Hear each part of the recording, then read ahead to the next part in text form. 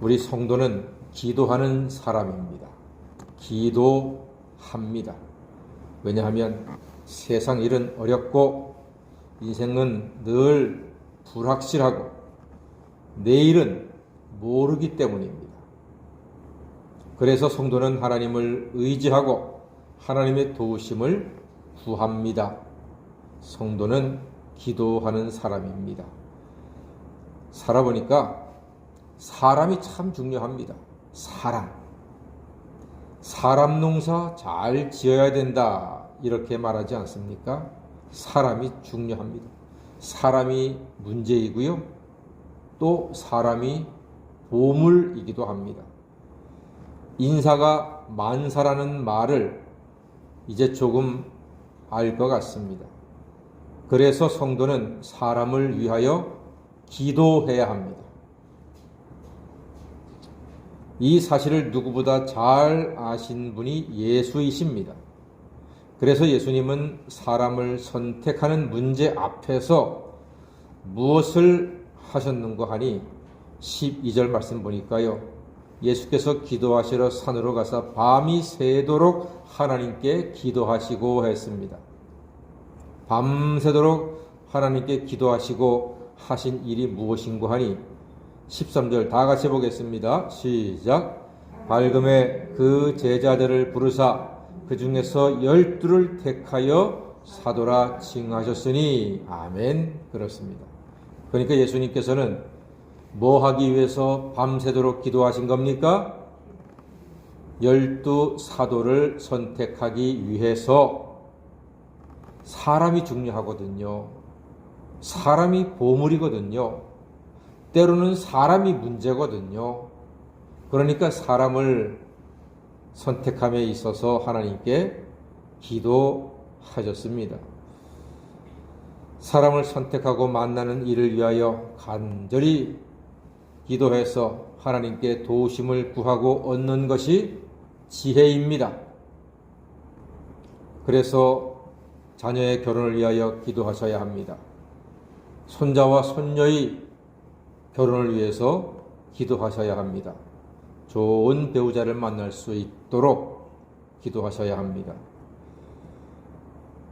자녀가 군대 간다. 그러면 좋은 상관과 좋은 동료를 만날 수 있도록 기도하셔야 합니다. 사람이 중요하기 때문에 기도해야 합니다.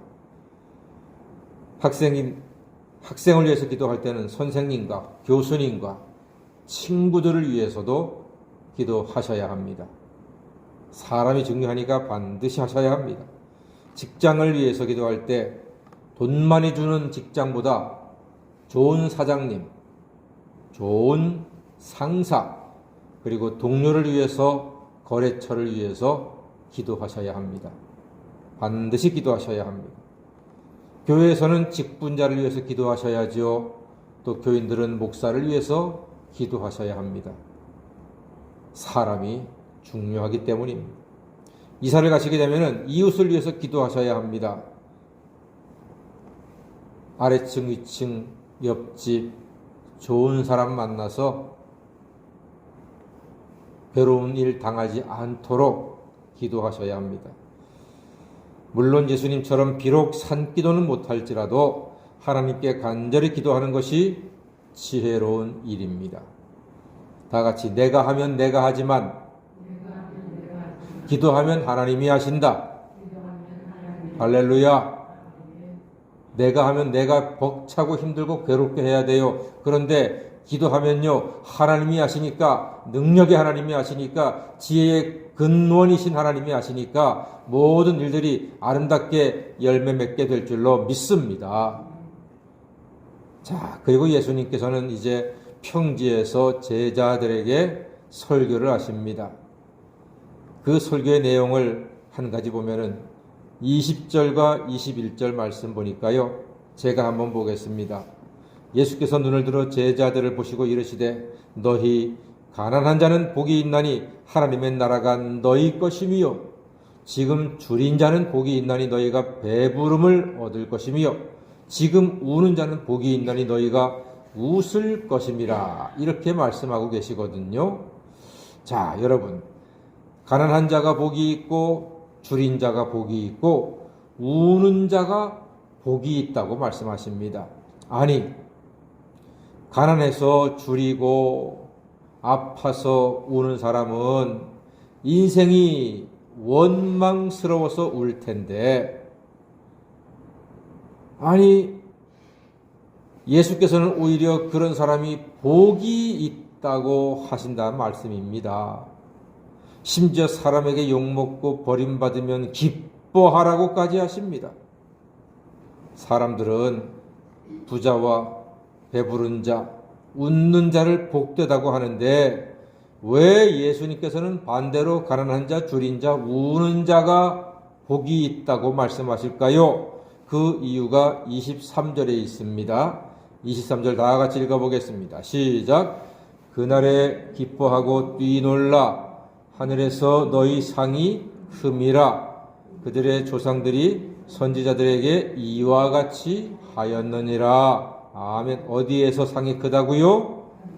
하늘에서 상이 크다고 예수님이 말씀하셨습니다. 예. 예수님의 제자는 땅의 것보다 하늘의 상급을 귀하게 여기는 사람입니다. 편하고 불편함보다 중요한 것은 마음의 평안입니다. 마음의 평안이 있으면 몸의 불편함을 감당하고 이길 수도 있습니다. 성을 빼앗는 자보다 마음을 다스리는 자가 낫다고 했습니다. 내 마음을 평안으로 유지하는 일은 싸워서 성을 빼앗는 것보다 더 중요합니다. 이것을 어떻게 할 수 있나요? 여러분, 마음의 평안이 깨지면요, 산의 진미가 모래를 씹는 것 같고 비단 금침이 가시방석 같은 것 아니겠습니까? 근데 마음이 평안하면은요, 그저 김치에 콩나물만 있어도요, 꿀맛처럼 먹는 것입니다. 마음의 평안이 있으면요, 그냥 리어카에서 산 5,000원짜리 이불도요, 따뜻하고 잠 잘 오는 것입니다. 우리가 살다 보면 가난할 때도 있고 줄일 때도 있고 울 때도 있습니다만 내 마음속에 그리스도 예수로 말미암아 죄사함과 구원의 확신이 있고 하루하루 주의 말씀으로 양식을 얻고 기도하는 건데 주께서 내 영혼을 붙잡아 주시고 내 인생을 책임져 주신다는 믿음이 있을 때, 내 영혼을 영원토록 인도해 주신다는 확신이 있을 때, 이 땅에서의 부족함은 하늘에서의 상급, 하늘에서의 축복으로 말미암아 능히 감당하고 이겨내는 하나님의 자녀가 되는 것입니다. 사랑하는 여러분, 예수님의 제자는 하늘의 상급을 바라보고 현실의 불편함을 참고 견디는 사람입니다.